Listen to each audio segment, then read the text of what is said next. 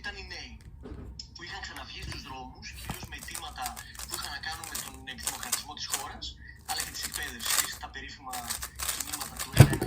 Yes, let's go.